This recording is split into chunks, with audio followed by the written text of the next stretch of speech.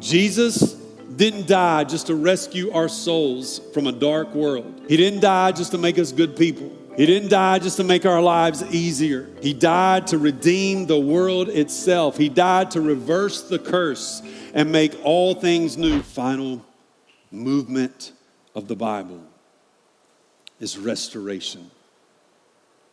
This is grace. This is the gospel. And this is the heartbeat of this book.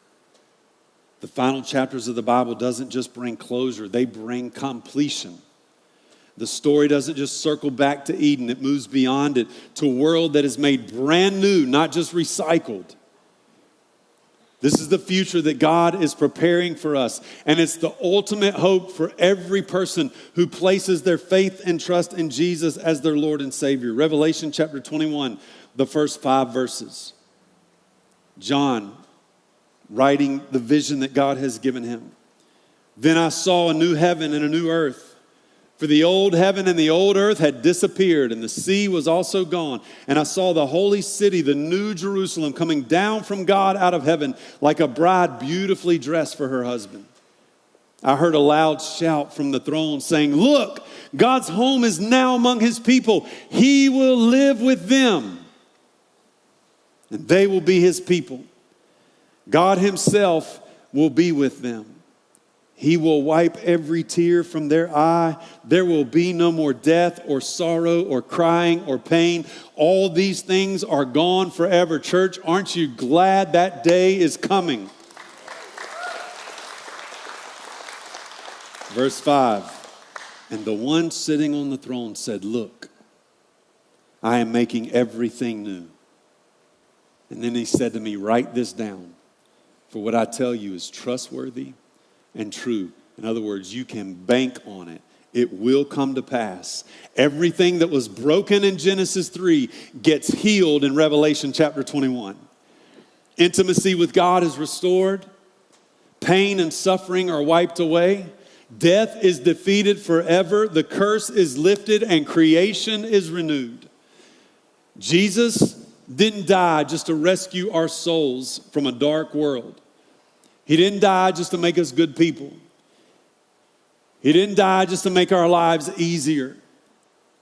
He died to redeem the world itself. He died to reverse the curse and make all things new. Revelation 21 makes it clear that heaven is a real place with a renewed earth, resurrected bodies, restored relationship with our Creator. And this vision doesn't just give us hope for the future. It gives us hope and courage and faith right now in the present.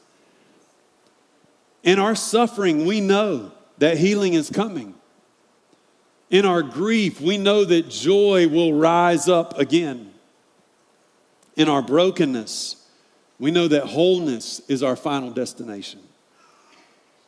And listen, this is why it's so important that you live your life with an eternal perspective. It's so important that you know the full picture of the Bible, because listen, what you believe about the end of the story determines how you live in the middle of it right now. Because the story's still being written. And we're not recording those words on paper in this book anymore. But we are living in the gap between Jesus' first coming and his second coming. He will come again. He's promised it.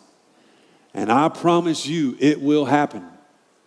And I believe it could happen quicker than we think. And so we need to be ready.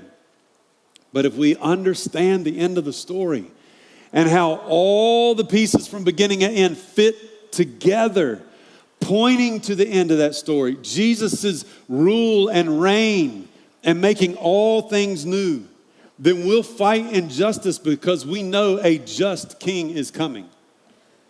We'll help heal and restore the broken because we know our healer will return. We'll hold on to hope even in the darkest moments of our life because we know how the story ends. And we'll share the gospel with every person we have the opportunity to with urgency because we know the clock is ticking. That verse we read earlier said at just the right time, God sent his son. Listen, he's watching the clock. And there's another time coming. And when that time comes, of which Jesus said he did not even know the exact hour, the Father will look to the Son and say, go get him. Go get him and bring him home. That's exactly what we just read in this book. The whole reason he sent Jesus to do what he did was to bring you home to him. And one day that sky will split in two and that trumpet will sound and it'll be too late. We'll be gone. We'll be out of here. And man, I cannot wait. That is going to be one ride, I'm telling you. The big truth in this part of the story is that the Bible doesn't end in despair. It ends in restoration. And God has invited us to be a full part of that right now in the present. You're not just saved from something, you're saved for something. You're not just waiting for heaven so you can escape this world. You are called to bring peace into this world, a piece of heaven to earth. The light of the world now lives within us, so let's let that light shine brightly through us. Let's push back the darkness together, the way God has called us to, and point people to the one who is making all things new.